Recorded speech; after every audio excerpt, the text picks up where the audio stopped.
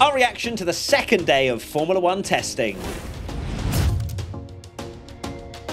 2 of the 3 days done and dusted, and plenty of things to speculate on and get excited about or not get excited about. But what I will say is Ferrari on top, championship back on. Yeah, you seem in a much better mood today than yesterday. Wonder what's changed. Right, let's get into day 2 of testing then, shall we? A mixed day for the team that I was celebrating at the top of the show, Ferrari, because not only they had Carlos Sainz going fastest, but it wasn't smooth sailing for my boy Charles Leclerc. It looked okay, it looked fine through, the start of the session. He was very much at the top of the timesheets. I'm getting all excited, fantastic. Championship back on. Exactly. The big talking point was, again, a drain cover. Now, these how many times? Love to come unattached, don't they? They love to just watch a bit of Formula One. Just every so often, just pop their heads up and go, "Oh, this is great, isn't it? Look at these Formula One car." And then Charles Leclerc just goes and drives over it, and it destroys his floor. Yeah, something we've seen happen more on street circuits, because that's when you're going over like the normal drains that you have on a road. Happens more often nowadays. I guess it is the extreme downforce of the new cars, and it just like pops the drain cover off. Quite unusual for Bahrain. Probably our fault that we spent yesterday going, well, you don't get many red flags because it's not Barcelona anymore, and then the circuit decided to disintegrate, just the drain cover. I did find the whole method of them testing whether or not it was dangerous by stamping on things and seeing if they became dislodged, and I do still wonder whether there is a slightly more aligned and productive approach to figuring out whether drain hole covers and etc. are going to come loose than just someone kicking things and going, that kind of move, that didn't, and there's people going around stamping things. That is not replicating anywhere near the amount of suction that a Formula One car can produce. No, surely not. It's hilarious, isn't it? Yeah, like, oh, this will replicate, Formula One car's downforce. So you do wonder whether there is a suction machine that needs to be deployed when things like this go wrong, just to check whether things will then become dislodged again. But thankfully, they went and checked everything. They made the right decision. They stopped the session, and they did not resume it until the afternoon, although they did resume it earlier by an hour. So we didn't lose a massive amount of time in terms of running time. I think it was maybe about half an hour to 40 minutes, perhaps, that we lost to the depth of the whole day. But as I said, positives as well for Ferrari. Carlos Sainz, I know he was on the C4 tyre, but it was earlier than when Sergio Perez put in that 30.6 on the mediums, so it would have been hotter. And of course, as the track cools down, as the sun goes down and nighttime approaches, that's when the track becomes so much easier to set faster lap times. I'm saying that Carlos Sainz is 4 seconds clear of everyone else, basically, is what I've deduced from all of this. Yeah, put a very, very good lap time in, and we'll all hype Ferrari, just like we did with Max yesterday. So far clear, championship over. Yeah, easily. Question from Musto Man 1. Will Ferrari win all 24 races in 2024? I promise Musto Man is not my burner account.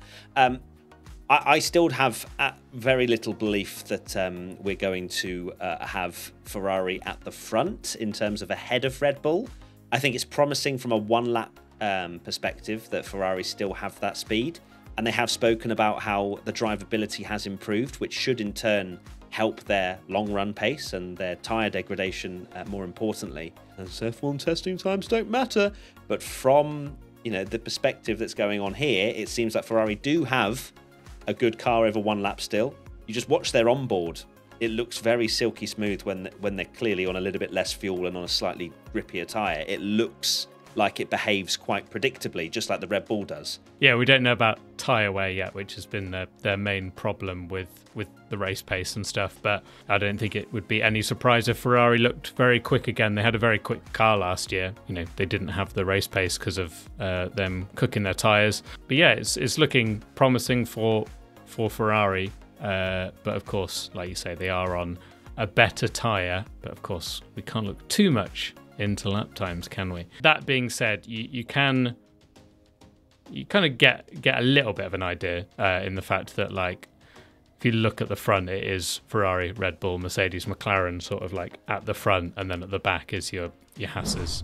Do you think you know better than your other F1 friends? Well, now it's time to prove it, as we are using Grid Rival for our F1 Fantasy League. And what's more, the top 3 from our league will receive a share of $10,000. I knew that would grab your attention. So listen up. Grid Rival is the most in-depth fantasy manager game in existence. With a limited budget, flexible driver contracts, and performance value variation race to race, there is so much to do to perfect your team. Throw in the addition of live chat in your leagues too. You can be sure it will give you entertainment till the very last lap. So what are you waiting for? Download the Grid Rival app on iOS or Android today. Next question, Sam Dougie Douglas. Have Ferrari got rid of the wrong driver? But what I will say is that, you know, Charles Leclerc, much hotter conditions, C3 tyre, had his floor destroyed by a drain cover. So realistically, the odds were stacked against him. But I will say that Carlos Sainz has been driving very well by the looks of things, you know, looking very confident in the car. And of course, as well, in those afternoon sessions, you can drive quite a bit better, as I said, about the track conditions and whatnot. But they're just running through the processes right now. And look, I think Ferrari are quietly confident that they could at least be challenging for second in the championship, if not maybe the odd win. I think that, yeah, I think that's a realistic target, it hasn't been a disaster. They've put in the miles. They haven't messed up a pit stop as far as I'm aware. It looks like the ship is steady at the moment. Yeah, I know this question is, of course, in jest, but for all the people that will take it seriously, you know, you can't determine between two drivers from completely different sessions. You know, I would be amazed if Kevin Magnussen, for example, was a second faster than Nico Hülkenberg this year based on testing. But hey, maybe testing times do matter after all. And Carlos will be the go. Is 8.1 and seconds off the Tsunoda's pace, absolutely awful. You know, Lewis Hamilton going to Ferrari, obviously it's an incredibly exciting thing to happen. And Carlos is really unfortunate that it's only really Verstappen or Hamilton that could have got him out that seat. He did a fantastic job. He's quite an underrated driver, really consistent. If you actually put the fact that it's Lewis Hamilton taking his seat and take that out of the equation, you could argue it's probably one of the most unfair dismissals of a driver ever in Formula One, because he's done a really good job and doesn't deserve to lose his seat. But alas, you know, when a 7-time world champion comes knocking and can increase their stock by 4 billion or whatever it is, sadly Carlos is the one that has to pay the price for that. Grookie4 Smash comes in with, do you think that Red Bull will be concerned about the reliability of their car? No. Perez obviously had a few problems with his brakes in the morning session, and then had another problem in the afternoon as well, didn't he? Which halted his running slightly, but if you actually look at the mileage, he still managed to do 129 laps, which was the most of the solo drivers for the day. It's teething issues. Red Bull are usually absolutely bulletproof. Max had one of the cleanest, most beautiful day ones of Formula One testing ever, so I'm sure Red Bull aren't too concerned about that. With a new car, there's always going to be those problems, and I'm not for a second saying that Red Bull are going to break down in every single race, but you know, you know, Adrian Newey has, you know, made cars in the past that are incredibly quick. We've seen that, but Adrian Newey has built cars before that are fast but fragile, and he's gone for a very radically different car that has extreme side pods and things and might not be able to cool as much as normal. So maybe there will be a little bit more reliability problems than before, like that they've taken. You're telling me risk. There's a chance? So yeah, you can never say never. I mean, start of 2022 they were very quick, but both cars broke down in the first race.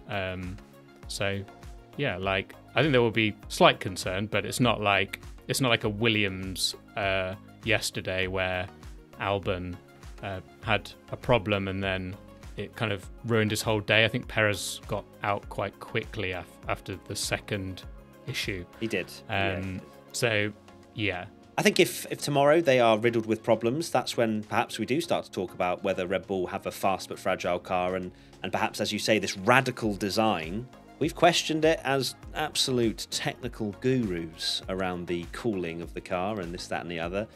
There are obviously massive sort of air vent things around it's trying the to sort cool of halo everywhere, isn't it? And whatever. But yeah, I think that Adrian Newey's cooking. I don't think he's cooking the car too much at this stage. But look, if tomorrow Max Verstappen comes to a halt, you best believe the media's all over that and championship's on and Ferrari are going to win. So I will jump on that almost immediately.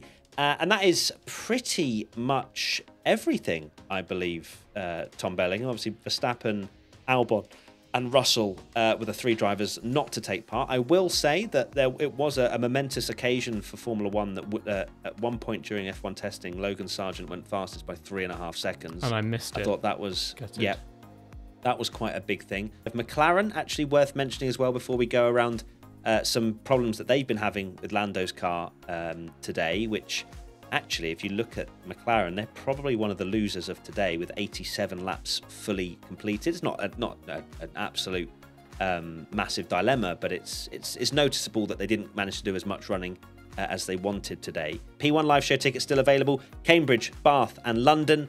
Links are on all of our good social medias as well as on YouTube. Be sure to not miss out on that. The 11th, the 12th and the 14th of April. Right, we'll see you tomorrow. Be sure to join us on Twitch if you don't already. We're live from the second the cars roll out at 7 a.m. UK time, and we'll be there for all of the morning probably, and then we'll be binge watching DTS and then doing all of the other content that you love from us. So very busy times, but we're loving it. Great to have F1 back, and we'll see you soon. Bye! Bye!